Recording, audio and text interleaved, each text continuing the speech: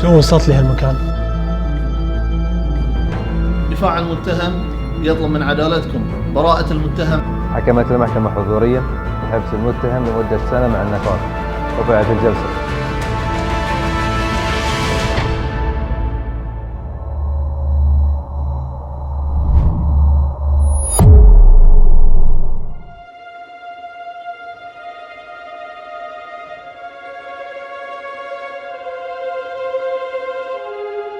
سور عالي، بوابات حديدية ضخمة، تفتيش مشدد.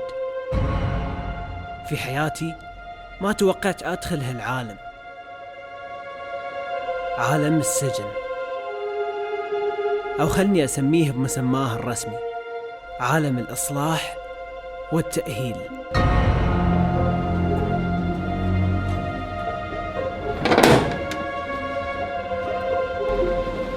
وعشان تدخل هالمكان تحتاج تمر بمراحل مختلفة. تحمل ملفك سليم، محكوم سليم.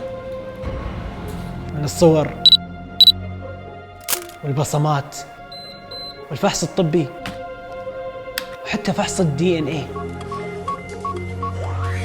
واضح من الإجراءات أن السجن مدينة كاملة، يحتاجون يتأكدون أنك جاهز صحياً ونفسياً قبل لا تدخلها.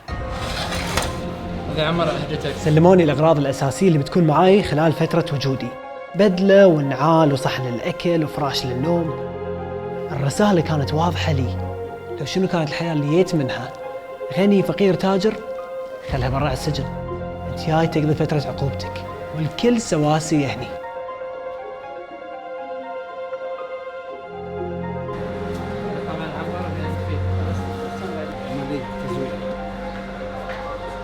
نظرات المساجين وانا داخل لهم كانت تخوف،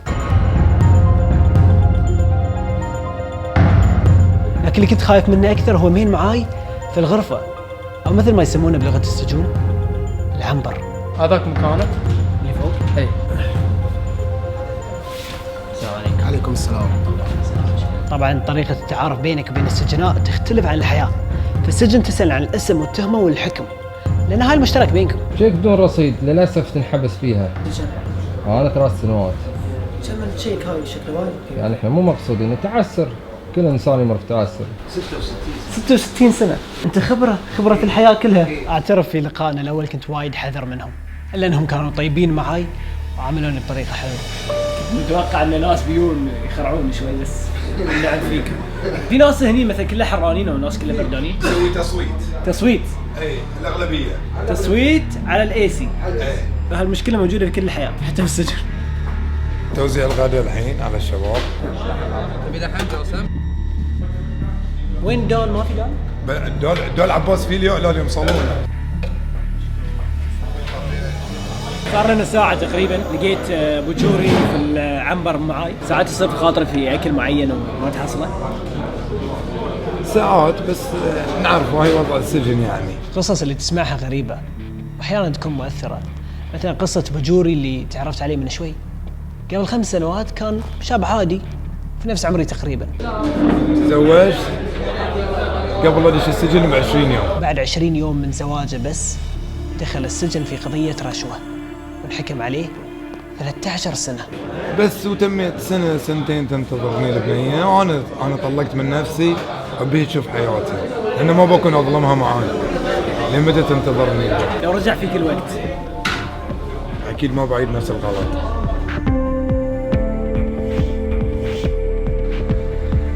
خلص اكلك تروح تنظف عشان ينظفون الصحن، يمشون شيء هنا ويخلون الصابون ينزل على الصحن. واجب انت خاطرك فيها لما تطلع. انا احب الدقات الربيان اكثر. دقات ربيان، انا نفسك بس دياي. استوعبت انك في هالمكان لازم تخدم نفسك في كل شيء، واذا ما تعرف او مو متعود تعلم، تخدم روحك. اول اسبوع بتتعلم كل شيء. غصبا عنك تتعلم لانه ما عندك حل ثاني. غسل ثياب، ترتب الاغراض، تنظف الصحون، الصحون، الصابون هاي لو تفرق. هاي الحركه. نعم. عندهم المكتبة، في كتب، في جرايد. مكتبة صجية؟ اي مكتبة. نقدر نروحها؟ اي تقدر تروح. تفاجأت لما قال لي ان عندهم مكتبة في السجن. وتكون فكرة ممتازة واستثمار حلو لوقتهم. لكن السؤال، وين بتلاقي مجرم يحب القراءة؟ والله احنا دشيناهم كذي. يا جماعة انتوا كل يوم كذي تقرون ولا بس اليوم حق في كاميرا؟ لا كل يوم. كل يوم ها؟ حد متعجب. السجين يمر بتحديات كبيرة، خصوصا من الناحية الفكرية. صعوبة الوقت اللي يقضيه، كثرة الأفكار اللي تمر عليه تخليه يتشوق للمستقبل وللحياة بعد السجن. والإيمان بالقدرة أو الموهبة اللي الله أعطاك إياها. يوميا الساعة في أشياء تتطور في الخارج وأنت تقدر تطورها من داخلك. شلون تطلع من الأخطاء اللي وقعت فيها في السابق. شنو شغلتك وراها؟ شيف حلويات. شيف حلويات؟ نعم. لا. نعم. أقول لك شيء صراحة. قول تفضل. كنت عن بالي اللي في السجن كلهم يعني ما يفهم، مجرمين ما يفهمون. لا. اليوم تفاجأتنا كلهم عندهم علم، عندهم ثقافة وعندهم كل هالأشياء. نظرة خاطئة. احنا نعتبر أنفسنا في محطة استراحة، تجهيز أنفسنا إلى ما بعد الخروج. حبيتها لأن في انطلاقة أكبر. الله. احنا ما ننظر للمحدود الله. إلى أبعد البعيد. الله. مقرنا فوق السماء. خصوصا احنا أولاد البلد، عرفت شلون؟ ولازم عن البحرين يجي فوق. كنت شرفت إني عرفتك اليوم. الشرف حبيبي. أحسن واحد أسامة هو ملك الدومية في المملكة. لا غلطان. اذا وديت هذول السودان كلهم من هناك. بس أنا بصراحة يعني مو جوي وايد الألعاب ذي، أتمنى في كورة أو في شيء متعارف عليه في السجن اسمه فترة التشمس، وهي فترة تحددها إدارة سجن المساجين، يفتحون لهم باب الساحة ويلعبون كورة يمارسون هواياتهم. وأنا بصراحة كان خاطر ألعب كورة لكن ما عندي ثياب. شباب في احد عنده شورت زياده حق عمر يبي يلعب كوره؟ قاعد يضبطوني ما عندي أغراض. كفو والله كفو. قال لي أخي شوف لك جودي قدك وخذه حق الكورة. زين. ناطرين دورنا لأن في فريق ناطر. أبو محمد يبي يراوينا مزرعته. شنو عندك؟ جرجير، نعناع، طماط. أنت ما كنت زراع قبل السجن؟ لا انا ماني زراع. الحين مع السجن صرت تحب الزراعة. اي نعم.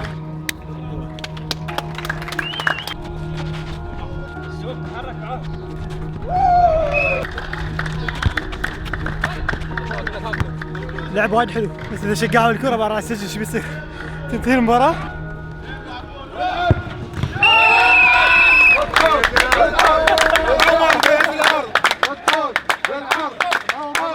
صراحة الحماس اللي فيهم مو طبيعي، كنا نهائي تشامبيونز ليج والله.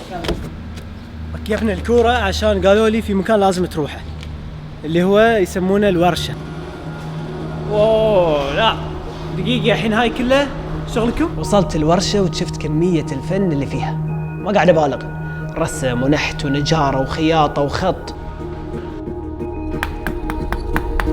جذع الشيرة صار صقر. تسوونهم؟ اي نعم. وتدربون الناس اللي يسوونهم؟ اي نعم. والحلو صاير ان كل شخص عنده مهارة معينة يعلم الثاني مهارته. نزلاء مثلنا على اساس ان يحترفون يصير شغلهم من احسن ما يكون، فنراويهم بالطريقة الصحيحة.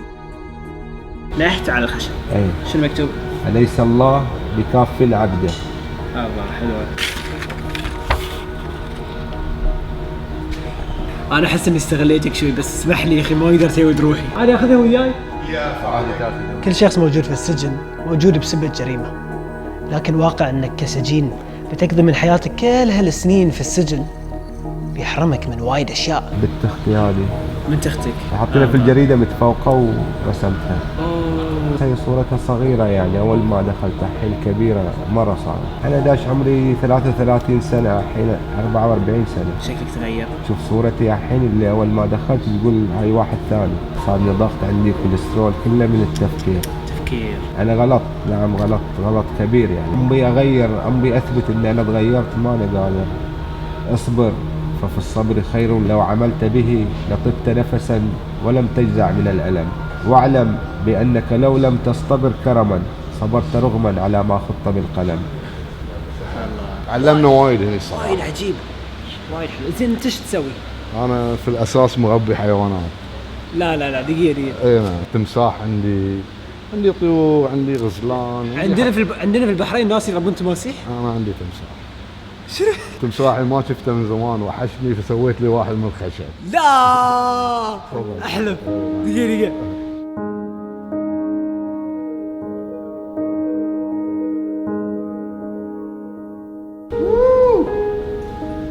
صدقك تمساح. فكرة في راسي كانت مساعدة الشباب اني اصدقائي، وقمت القط الطعام مال التمر.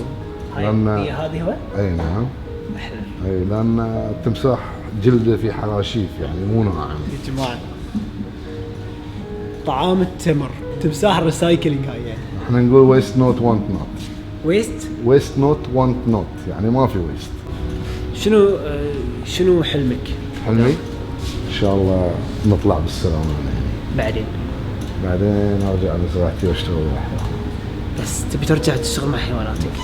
قال لي برجع حق حيواناتي بهالبساطة. احنا غلطنا الحين ندفع الثمن، ولكن الحين تعافينا والحمد لله. ان شاء الله نحصل فرصة ثانية وربك ييسر. والله انا قلبي وياك. واحنا طالعين من الورش وراجعين للسجن صار شيء وايد غريب. سمعت فوضى في احد العنابر ورحت اشوف شنو صاير بالضبط. تخيلوا واحد من المساجين وصل له خبر بالافراج بيطلع الحين. الكل كان فرحان له ويحضنه ويسلم عليه. المنظر كان يجيب القشعريره. هاي فرصة سعيدة. ما كان صار شيء. اساس نشوفك برا مو هني. فرصة حلوة ها؟ الله يسلمك. شوف هاي وجودك خير علينا. والله بركة. ان شاء الله ترجع تشوف ان شاء الله. عيالك وياك ان شاء الله. اهلك. نشوفكم برا ان شاء الله. الله يسلمك. كل الشباب اللي سمع عليك انا ما بعطلك. ثم لتسألن يومئذ عن النعيم. من الاشياء اللي سمعت عنها لكن اول مره اشوفها ان المجرم يرجع لربه اكثر في السجن، خصوصا انه تقريبا في خلوه وبعيد عن مشاغل الدنيا. وإن تجهر بالقول فإنه يعلم السر وأخفى. الله لا إله إلا هو له الأسماء الحسنى. حكمت 21 سنة. ايش صاير؟ سرقة. شنو كان؟ بيزات مبلغ مالي فوقي لي 3 سنوات ونص تقريبا. تخفضت الحمد لله نطلع نعوض ان شاء الله بعرض. ان شاء الله باذن الله. حبيبي يعطيك العافيه. ما عندكم كاتشب؟ شلون ناكل بدون كاتشب؟ شو تشوفني شي يعني قاعد ادلع؟ كربوهيدرات. انت لما تشوفهم الناس موجودين معاك عاديين كلش عاديين، بس لما تسمع التهم اللي عندهم تتفاجئ تقول معقوله مثلا هذا الشخص تاجر مخدرات، تقول ما يصير. بعدين تستوعب يمكن فكره الانسان بطبيعته يغلط. لو مين كان احنا غلطنا الحين ندفع الثمن. اغلبهم اللي هني ندمانين بشكل غريب الصراحه. نعم غلط كبير يعني. ودهم انه يعطون فرصه للمستقبل. أبي اثبت اني انا تغيرت ماني قادر. طول يومي شيء واحد يكون في بالي بس، مقارنه بين حياتي وبين حياة السجن. صح كلينا لعبنا اشتغلنا تعرفت على ناس، بس يبقى في شيء فرق، في شيء انه انت مو برا في الحياة، انت داخل. أبد ليلي أنا سهران، حبنا ينتهي بلحظان، حبنا ينتهي بلحظان. أبد ليلي أنا سهران، حبنا ينتهي بلحظات، حبنا ينتهي بلحظات. والهانا نوم غريب، والهانا نوم غريب، والهانا نوم غريب.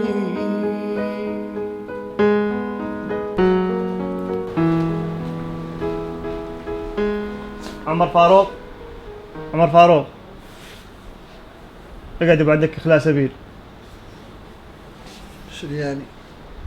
اطلاق صراحة تطلع برا. اخلاص سبيل يعني انا سنة اخلاص سبيل تروح البيت. والله؟ اي نعم فراجة ما شاء الله. تستاهل يا بركة يا عمر. نشوفكم على خير. يا رب ان شاء الله. باختصار. الو هلا عمر، معاك المحامي. حبيت أبشرك إن اشتغلنا على قضيتك وقدمنا لك طلب استبدال العقوبة. دقيقة دي يعني خلاص بطلع؟ يا الله، الحياة غير لما تملك وقتك ويومك وخياراتك. صح انه كان يوم واحد بس، لكنه عن سنوات من القصص والمواقف، والأكيد ان الواحد ما وده يرجع لمثل هالمكان. حياك، لو سمحت حياك معي تفضل. بس انا قال لي افراج. تفرج من السجن، لكن باقي عليك حكم حق العقوبة البديلة. حياك. تدخل السجن لأول مرة بعد 69 سنة. ما في الحين يعني لازم تقضي المدة هذه. تحتاج انك تنظف لنا السرير. وايد صعبة، بالذات رب الأسرة وايد صعبة. كنا ميت. لا سجن، لا هوشة، لا في مرور، سجل ولا شيء. نظيف نهائيا، ما عندي ولا شيء. صارتني هذه الغلطة اللي غلطت في حياتي، ترتبت عليها هذه القضية.